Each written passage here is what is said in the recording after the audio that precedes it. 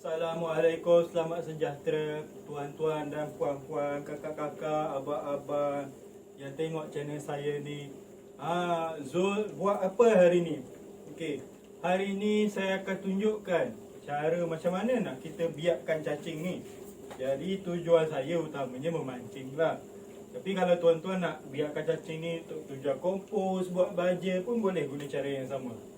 Hari tu saya buat posting kat grup memancing kat Facebook. Saya beli cacing sepaket, bakinya adalah dalam 20, balik memancing. Jadi saya tergerak hati nak biarkan sendiri. Sekarang saya dah ada pun dalam 200 lebih cacing. Ni dalam 2 polystyrene ni. Jadi ialah kalau kadang-kadang kita hari kita nak pergi memancing, kedai pula tak ada stok cacing. Cacing kurus-kurus pula, bila pasar dekat mata gaya putus pula. Jadi saya pun tergeraklah nak biarkan cacing dengan sendiri. Jadi saya akan tunjukkan. Sekarang saya dah sediakan semua bahan-bahan dia. Okey, bahan-bahan dia saya akan tunjukkan dan explain kenapa kita kena gunakan bahan tu. Okey, bahan yang pertama, kertas. Kertas paling penting, jangan guna kertas majalah. Kertas majalah dia ada plastik, dia ada macam lilin-lilin. Dia akan lambat untuk decompose. Jadi fungsi utama kertas ni adalah sebagai sponge. Dia akan mengekalkan kelembapan dalam bedding kita ni. Contoh kalau kita terlupa nak siram air ke bedding, tak adalah mati cacing tu kan. Sebab cacing kan suka lembab, gelap, sejuk. Tempat-tempat macam tu dia suka.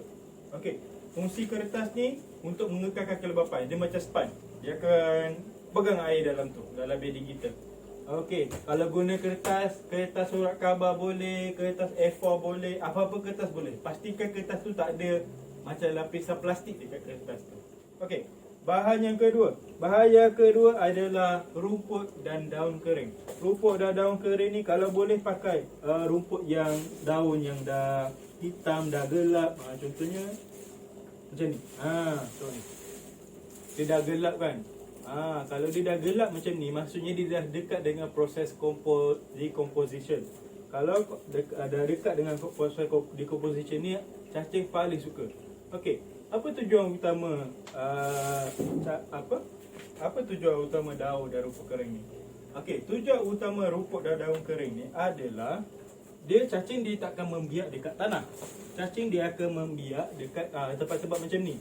Jadi dia akan bertelur, dia akan duduk tidur semua dekat dalam ni. Okey. Seterusnya adalah tanah. Tanah kalau boleh kita pakai tanah 3-in-1. Kalau saya pakai ni pakai tanah 3-in-1 lah. Kenapa saya pakai tanah 3-in-1? Sebab tanah 3-in-1 ni dia dah cukup subur. Dia dah ada cukup substrate yang dah cukup balance. Dia ada pasir, dia ada tanah liat. Jadi tanah ni tanah yang subur. Jadi cacing dia suka tempat tanah yang subur. Kalau cacing ni dia gembira, dia selesa hidup dalam bedding kita, dia akan cepat membiak. Kalau dia macam tanah tu macam ada lain macam sikit. Contoh kita ambil tanah dekat belakang rumah ke tepi rumah, tapi tanah tu dia tak ada rumput. Kalau dia tak ada rumput, maksudnya tanah tu dia ada problem sikit. Maksudnya tanah tu tak subur, mungkin dia kering sangat ataupun terlebih tanah liat ke apa kan. Jadi cacing dia tak suka tanah macam ni. Cacing dia tu suka tanah yang subur. Okey, seterusnya adalah kotak. Kalau kotak ni pakai kotak apa-apa pun boleh. Kotak polystyrene ke, kalau saya pakai kotak polystyrene ni. Kalau kotak plastik ke, jangan pakai kotak karbon. Kalau kotak karbon tak sampai seminggu habis barai dah. Sebab kita kena siram air, kita kena kekalkan kelembapan dalam tanah tu. Tapi kalau kotak tu at least dalam lah. Jangan pakai kotak yang macam ni. Kalau kotak macam ni takut dia cepat kering. Cepat kering satu lagi dia tak tinggi, cacing akan keluar. Lagipun kita susah nak kekalkan kelembapan dengan tanah yang nipis. Sebab dia tanah kena lembab. Kalau dia tak lembab, cacing ni boleh mati. Okey. Seterusnya, air. Air ni dia penting. Air tu tak ada klorin. Kalau air tu ada klorin, dia akan membunuh bakteria-bakteria yang baik untuk pembiakan cacing. Jadi kalau boleh guna air macam contoh air kolam ke, air akuarium ke, air tu boleh. Kalau nak guna air pipe boleh, tapi yang penting jangan yang penting air tu kita kena tadah. Lepas tu biarkan semalaman, biar klorin tu meruap keluar. Jadi kalau tak ada klorin dia paling bagus untuk cacing membiak. Okey, yang seterusnya adalah cacing. Cacing kalau boleh banyaklah. Tapi kalau 10 ekor pun tak apa. Jadi kalau cacing yang 10 contoh 10 ekor ni, cacing dia cepat membiak. Dia dah 1 bulan dia boleh 2 kali ganda. Contoh kita ada bulan ni kita ada 10 ekor, bulan depan kita akan ada 20 ekor. Jadi 20 ekor tu bulan depan pula dia akan ada 40 ekor. Lepas tu 40 ekor, 80 ekor dan seterusnya. Okey. Seterusnya saya akan tunjukkan cara macam mana kita nak setting bedding dalam polystyrene. Okey, sebelum tu abang-abang, kakak-kakak semua, saya like lah dan share channel ni. Like, subscribe dan share channel ni. Kalau orang mana, kalau kawan-kawan abang-abang ke kakak-kakak ke nak belajar cara nak biakkan cacing kan. Jadi channel saya ni Zul buat apa hari ni akan dipenuhi dengan video-video DIY, berkebun, memancing, mana-mana yang outdoor lah. Sebab saya ni memang jenis outdoor dan suka DIY. Tengok saya punya background pun penuh dengan barang-barang bangsa ke apa. Saya pun buat video dalam bangsa. Jadi saya akan tunjukkan cara-cara macam mana kita nak setting bedding ni. Okey, jom. Sekarang yang paling penting persediaan kotak ni sebelum kita nak start kita punya bedding. Kita kena ada lubang drainage. Dia kena ada lubang untuk keluarkan air yang berlebihan. Sebab kalau air banyak sangat, cacing dia akan lemas. Cacing boleh lemas. Dia nak lembab je, dia tak perlu nak bergenang. Air bergenang dia akan mati. Sebab dia tak dapat oksigen. Jadi yang penting kita kena ada drainage hole. Okey, drainage hole ni saya pakai screwdriver je lah, lubangkan je lah. Okey, cukup tu. Okey. Saya akan beritahu sebab kenapa saya buat sebelah je. Tapi saya tak buat semua sekali. Okey, nanti saya akan tunjukkan cara dia. Apa sebab dia. Okey. Yang pertama kita kena letak adalah kertas. Kertas ni kita penuhkan je lah sampai penuh dia punya dasar ni. Okay. Macam ni cukup. Dia tak perlu bertimbun. Dia cukup sekadar tutup je sampai dasar tu. Okey. Next, kita letak adalah daun kering. Daun kering ni sama juga macam kertas tadi.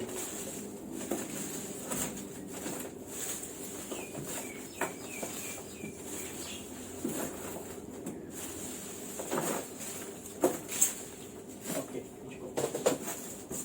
Ratakan dia, bagi dia penuh dan sekata.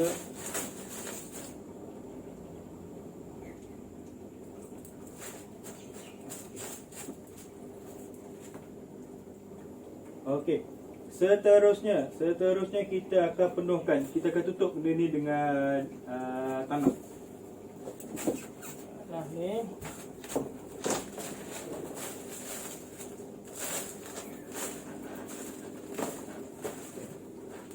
Cukup.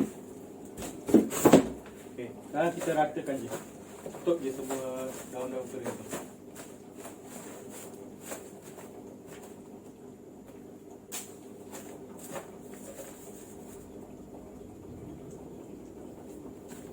Okey. Sekarang kita dah tutup guna daun, kita dah tutup guna tanah, kita siram air sikit je. Tak perlu basah, cukup sekadar melembabkan. Okey, cukup dah tu. Okey, sekarang kita ulangi balik proses yang sama. Letak balik kertas.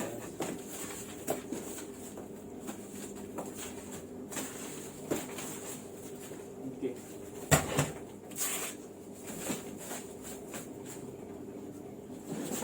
Ulang balik step yang tadi. Daun kering.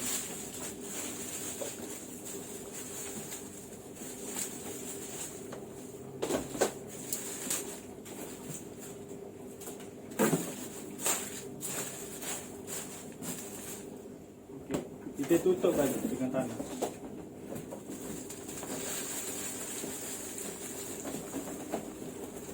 Okey, cukup. rata kat tanah ni.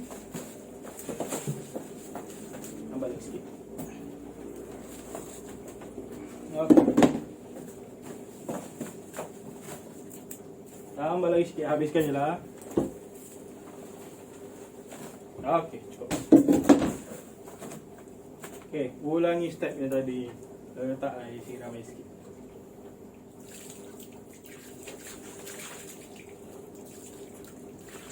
Okey, cukup. Okey, sekarang ni kita dah boleh terus letak cacing.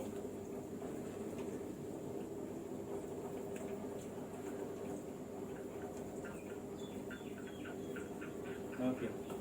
Okey. Sekarang ni kita kena tahu cacing ni makan apa sebenarnya. Cacing ni basically bahan-bahan yang bereput. Kalau kakak-kakak abang sana ada sisa makanan tu kan, sisa makanan contoh macam sayur ke, kulit buah ke, apa ke, boleh letak dekat atas je. Tak perlu kambut. Kalau tak ada sisa makanan, susah nak cari sisa makanan. Sebab apa? Elakkan guna sisa makanan yang berasaskan daging. Sebab itu akan membuatkan bau busuk. Dia akan naik daripada bedding ni. Boleh bagi makan cacing suka. Tapi untuk kita sendiri kan, macam kalau kita buat belakang rumah ke, bau tu dia akan masuk dalam rumah. Sebab kalau kita gunakan makanan yang berasaskan daging. So kalau boleh, makanan yang berasaskan daun-daunan dan buah-buahan. Jadi macam saya cakap tadi, makanan yang berasaskan daunan atau buah-buahan. Kalau susah nak ada sisa makanan yang banyak, contoh, tapi senang je. Dia bagi makan seminggu sekali. Contoh kita bagi makan hari Selasa, Selasa minggu depan kita tambah lagi sisa makanan. Yang penting air. Air tu dia kena at least 2 kali seminggu. Contoh kalau kita letak hari Selasa, hari Sabtu kita kena siram lagi lah. Jadi saya cakap ni, kalau tak ada makanan, sisa makanan, kalau tak ada sisa makanan ni, makanan kucing. Makanan kucing pun boleh digunakan untuk makanan cacing. Sebab apa? Ni makanan cacing saya beli Smart Hut, tapi kucing saya makan dia muntah. Silap belilah. Jadi saya bagi makan kucing saya yang melingkar-lingkar ni dalam tanah ni. Jadi yang ni pun dia boleh makan. Cacing ni dia makan benda-benda yang telah dikompos. Benda-benda macam kalau buah tu dia dah berkulat kan. Berkulat tu, air daripada kulat tu, itu makanan dia. Jadi kalau makanan kucing ni pun dia akan berkulat kalau kena air. Jadi apa-apa yang telah dihancurkan oleh kulat tu, itu yang cacing makan. Jadi memang nak bagi makan ni memang tak susah lah. Yang penting dia kelembapan. Jangan terlalu lembap sampai banjir dalam kotak ni.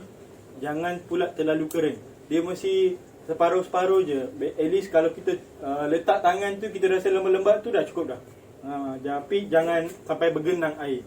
Jadi saya akan tunjukkan macam mana saya setting benda ni, untuk mudahkan lah, kemas lah. Kalau abang-abang kakak letak dekat belakang rumah ke apa,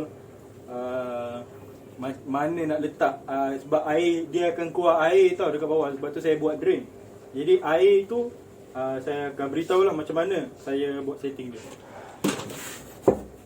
Okey, jadi kat sini saya punya 2 polystyrene yang sebelum ni saya buat lah. Yang penting kakak-kakak abang kena tutup benda ni. Tutup guna kain lah. Jangan tutup guna plastik, dia tak boleh bernafas pula. Tutup guna kain kalau boleh. Sebab apa? Nak mengelakkan haiwan perosak yang lain, contoh lalat ke, contoh lipas ke apa kan. Nanti jadi tempat pembiakan lipas pula. Kita nak biarkan cacing, tak sekali lipas yang duduk dalam tu. So untuk elakkan lipas duduk dalam tu, saya tutup guna kain lah. Satu, haiwan perosak kan. Satu lagi, haiwan perosak ni dia akan makan makanan cacing tu.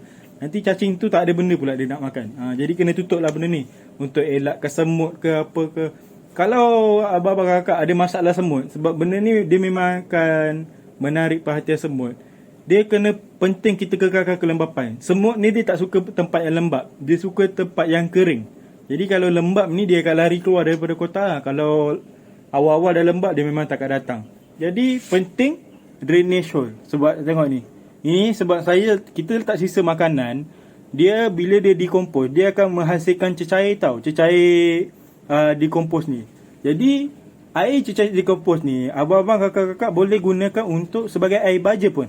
Tapi pada saya, sebab setakat ni, takkan hari-hari saya nak siram air baja kan, matilah pokok saya. Jadi saya kumpulkan air ni, lama bila dah penuh macam ni kan, saya akan buka, saya akan letak balik kat dalam. Letak je balik kat dalam. Sebab itu pun makanan cacing tu. Jadi itu sajalah setakat ni yang saya nak cerita. Lepas tu sebab saya letak drain dekat tepi kan. Saya letak drain kat tepi sebab apa? Saya tonggikkan kotak ni. Kotak ni saya tengok saya letak batu bata tu, saya letak tegak. Yang ni saya letak rata supaya dia tonggik ke sini, supaya air tu dia tak drain daripada semua tempat lah. Dia akan drain dekat satu tempat je. So senang lah kita nak kumpul kat mana kan. Kalau air ni bahagia juga. Nak buat baja pun boleh, nak bagi makan pun boleh. Itu sahaja. Jadi itu sajalah perkongsian saya kepada hari ini. Pada masa yang depan saya akan buat lagi video-video DIY. Sementara tu abang-abang kakak like dan subscribe lah channel saya ni. Zul buat apa hari ni? Nanti saya akan post-post video yang berguna yang kita boleh buat semua dekat rumah. Jadi apa-apa pun, Assalamualaikum, salam sejahtera. Terima kasih. Like, subscribe dan share pada kawan-kawan mana yang nak belajar beli cacing ni. Okay.